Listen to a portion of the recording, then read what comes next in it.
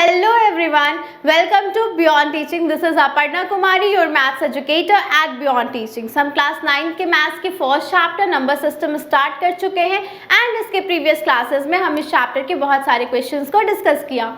Basically हम exercise 1.2 को जितने भी क्वेश्चंस हैं एनसीईआरटी बुक में उससे हम सॉल्व कर रहे हैं एंड आई होप सो कि लास्ट क्लास में मैंने जितने भी क्वेश्चंस एक्सप्लेन किए हैं वो सब आप सभी को जो है वो अच्छी तरह से क्लियर हो गए होंगे.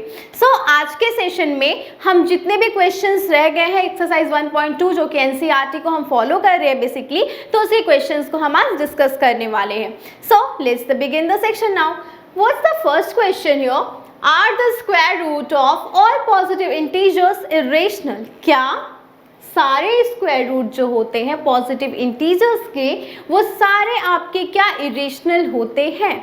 आई होप सो कि आपको इसका आंसर जो है वो पता होगा बिकॉज हमने अपने प्रीवियस क्लास में इसे बहुत अच्छी तरह से जो है वो डिस्कस किया था. और अगर आपको नहीं पता है तो आप जा करके हमारे लास्ट वीडियो को देख सकते हैं.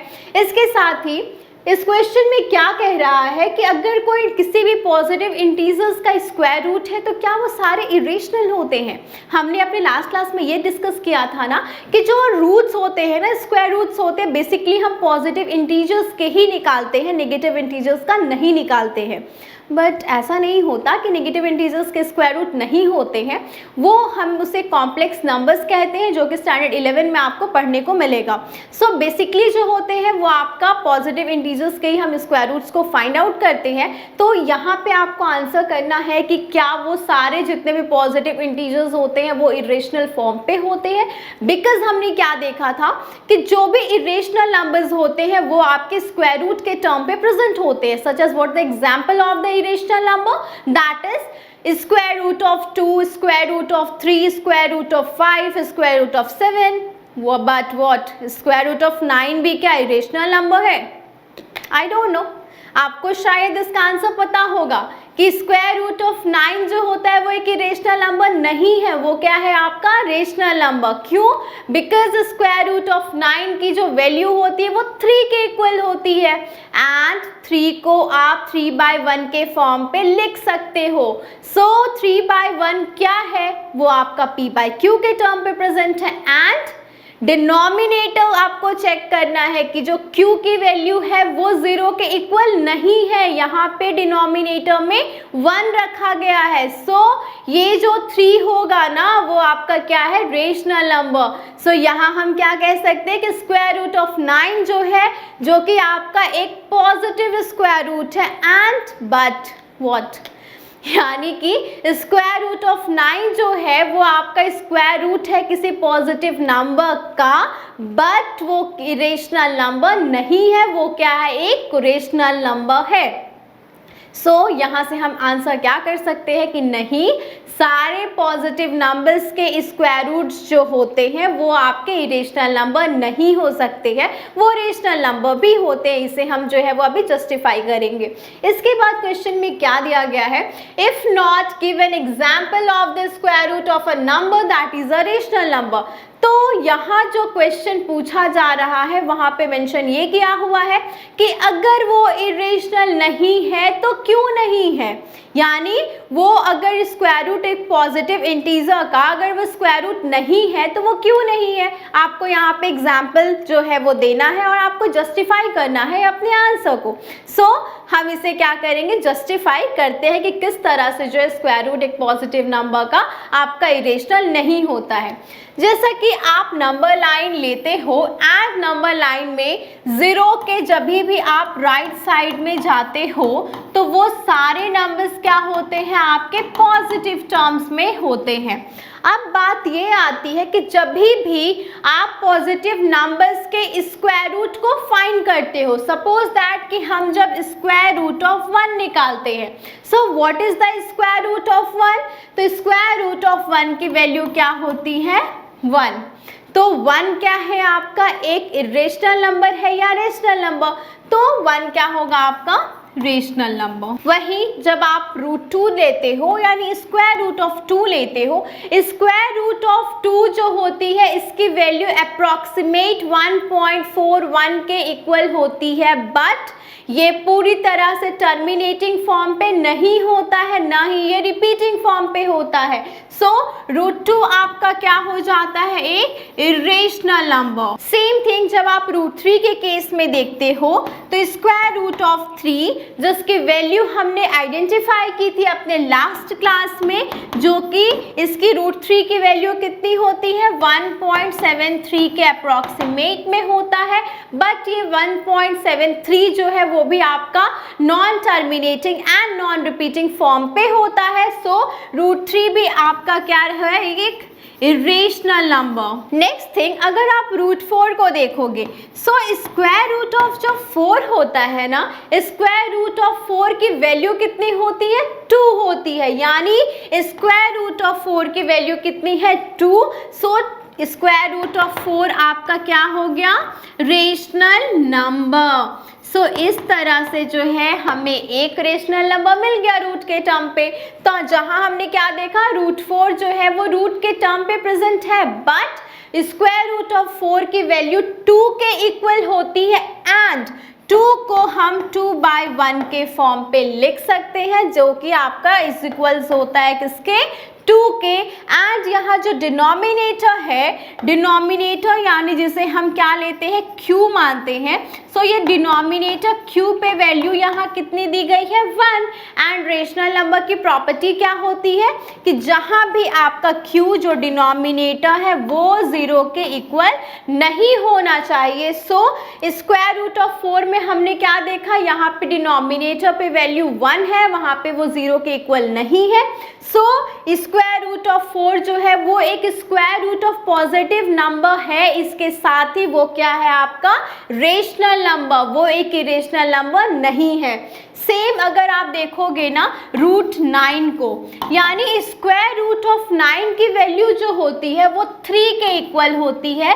सेम जो है वो आप 3 को 3/1 के फॉर्म पे लिख सकते हो। एंड हियर जो q जो कि एक डिनोमिनेटर है उसकी वैल्यू आपका 0 के इक्वल नहीं है। सो यहाँ पे जो डिनोमिनेटर है वो आप देख रहे हो वो किसके इक्वल है, सो यहाँ पे डिनोमिनेटर की वैल्यू आपको दी गई है कितना 1।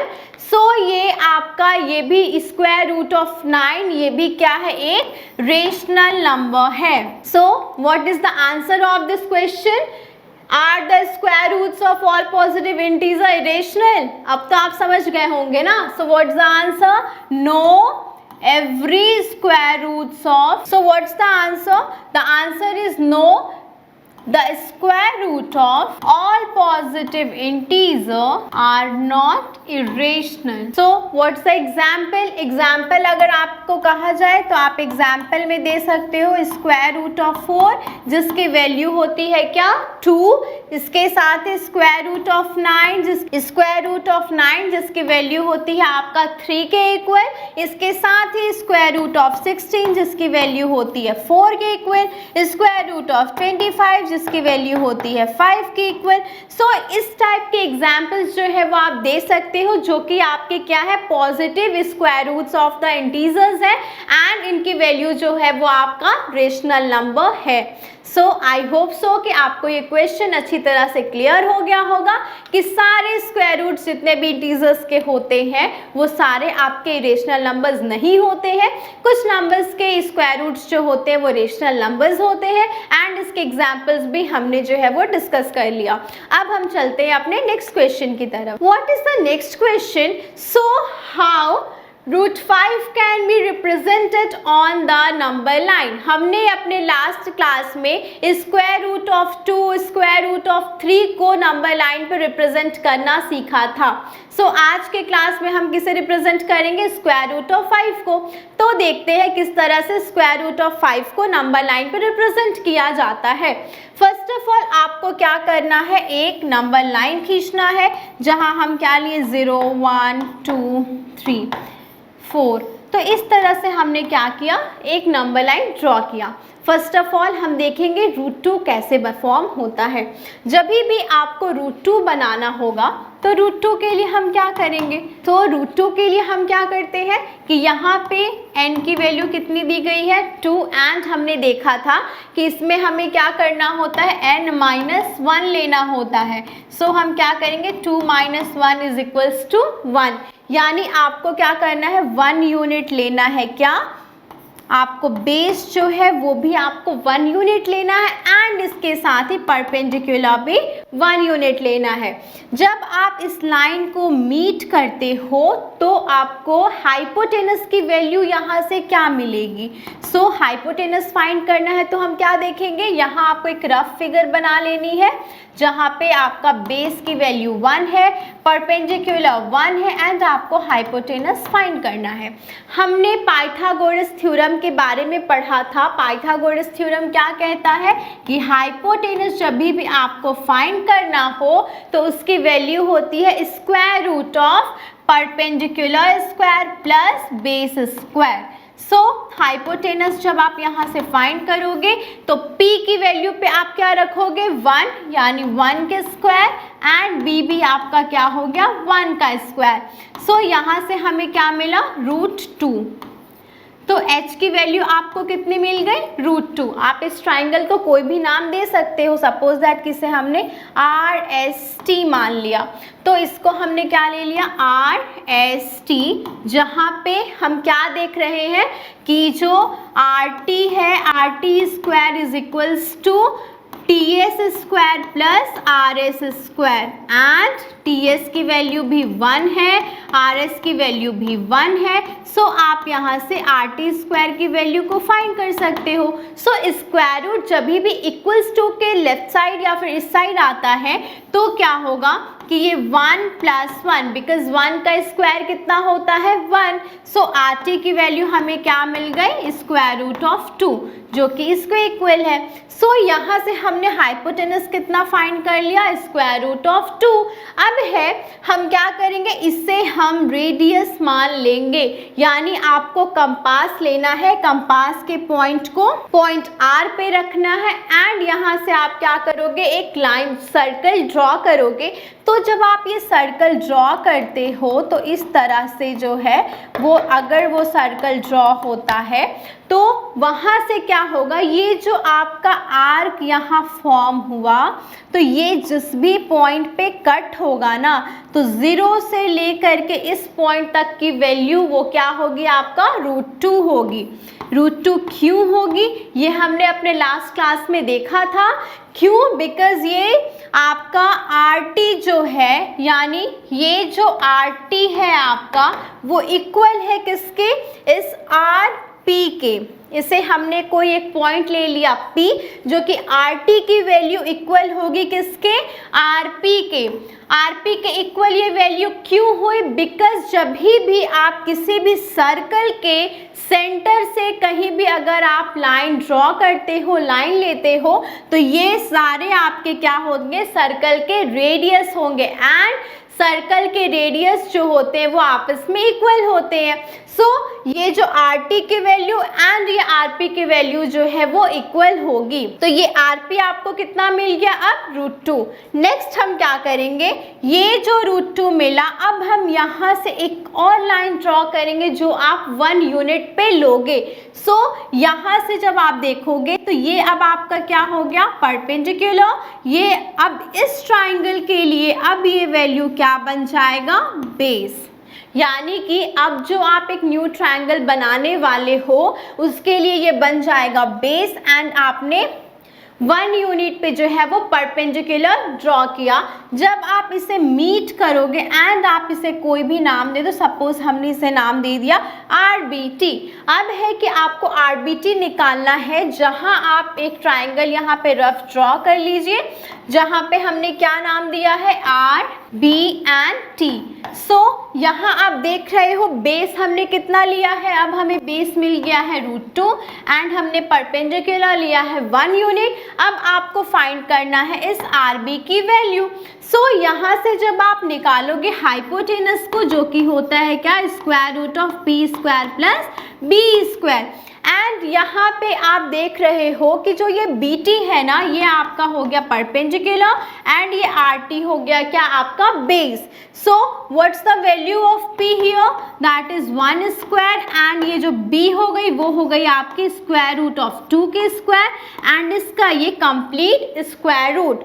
तो इस तरह से जब आप यहाँ के हाइपोटेनस को फाइंड करते हो, यानी जब आप RB की वैल्यू को फाइंड कर रहे हो, तो RB की वैल्यू क्या मिल जाएगी, 1 का स्क्वायर 1, रूट 2 का स्क्वायर 2 एंड ये वैल्यू हमें मिल गया कितना, रूट 3।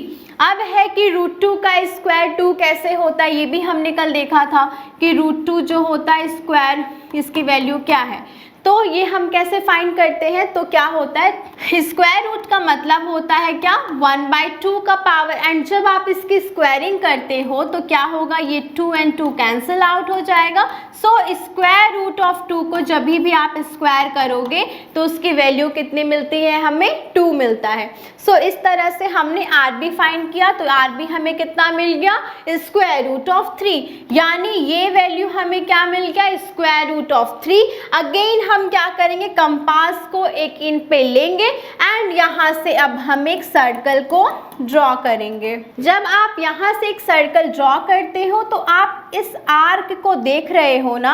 अब क्या है, इस सेंटर O से यहाँ तक की वैल्यू, सपोज इसे हमने नाम दे दिया y, तो इस OY की वैल्यू जो होगी वो किसके इक्वल होगी, स्क्वायर रूट ऑफ 3 के। क्यों, बिकॉज यहाँ से आपको जो RB मिला है वो इक्वल होगा किसके, RY के, यानी ये जो RB है वो इक्वल है किसके, RY के, एंड इन दोनों की वैल्यू कितनी है, स्क्वायर रूट ऑफ 3। क्यों है, बिकॉज ये भी आपका एक सर्कल का रेडियस है एंड ये जो RY है वो भी सर्कल का रेडियस है। अभी हमने देखा कि जब भी आप सर्कल के सेंटर से उसके सर्कमफेरेंस पे कहीं भी अगर लाइन डालते हो तो उसकी वैल्यू जो होगी आपस में इक्वल होती है, बिकॉज वो सारे क्या होंगे, सर्कल के रेडियस होते हैं। तो इस तरह से हमने रूट 3 की वैल्यू को फाइंड आउट कर लिया। अगेन हम क्या करेंगे, इस रूट 3 से अगेन हम 1 यूनिट जो है वो परपेंडिकुलर फिर से लेंगे, तो यहाँ से एक और ट्राइंगल आपका बनेगा। अगर ये आपका एक ट्राइंगल जो है वो बनता है तो यहाँ के लिए अब क्या है, परपेंडिकुलर जो है वो 1 है, बेस जो है वो रूट 3 है। अब आपको सपोज इसे हमने नाम दे दिया OAB, ये ट्राइंगल हमने ले लिया है। सो इस ट्राइंगल को जब आप देखोगे, इस रफ फिगर को, ये क्या है आपका RBA। सो इसकी वैल्यू कितनी मिली अब हमें, स्क्वायर रूट ऑफ 3 एंड इसे हमने लेट किया है 1। सो जब आप इस RA की वैल्यू को फाइंड करोगे तो क्या हो जाएगा, यहाँ पे पाइथागोरस थ्योरम अप्लाई होगा, जहाँ पे क्या होगा, RA is equals to square root of AB square plus RB square. So RA equals to AB की वैल्यू कितनी है, 1 के स्क्वायर एंड RB जो है वो हो गया आपका स्क्वायर रूट ऑफ 3 का स्क्वायर। सो RA की वैल्यू हमें कितनी मिल गई, 1 एंड रूट 3 का स्क्वायर कितना हो जाएगा, 3। सो ये मिल गया हमें कितना, 3 + 1 4। अब है कि जो स्क्वायर रूट ऑफ 4 होता है उसकी वैल्यू कितनी होती है। अभी हमने देखा कि स्क्वायर रूट ऑफ 4 की वैल्यू किसके इक्वल होगी, 2 के इक्वल। सो ये RA की वैल्यू हमें कितना मिल गया, 2, isn't it? यानी आपको अब है कि रूट 4 आप कैसे निकालते हो, तो देखो एलसीएम आप इसे फाइंड कर लीजिए, 2 2s 4 एंड 2 1s 2। यहाँ आपको 2 2 मिल रहा है एंड ये दोनों ही क्या है, कॉमन है।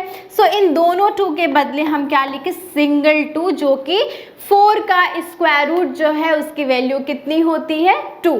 सो इस तरह से हमें RA की वैल्यू कितनी मिल गई, 2। अब हम क्या करेंगे, अगेन आप क्या करोगे, कंपास लेके RA पे रखोगे एंड यहाँ से आप एक सर्कल जो है वो ड्रॉ करोगे।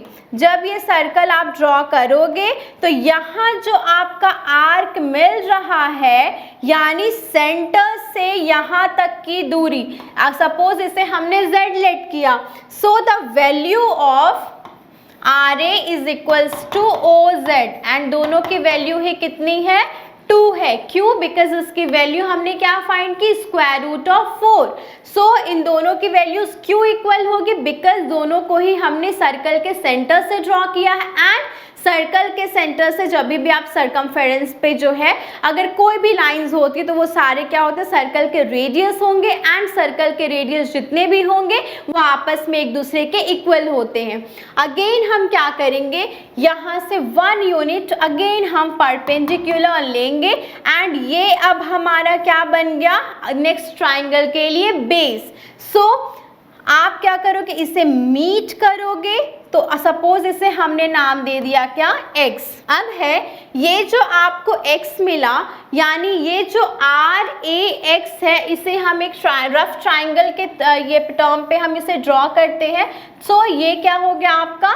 RAX, जहाँ पे RA की वैल्यू दी गई है 2, ये हो गया 1। आपको ये RX जो है वो फाइंड आउट करनी है। अगेन हम क्या करेंगे? पाइथागोरस थ्योरम अप्लाई करेंगे, जहाँ आप देखोगे RX, यानी जो RX है उसकी वैल्यू क्या हो जाएगी?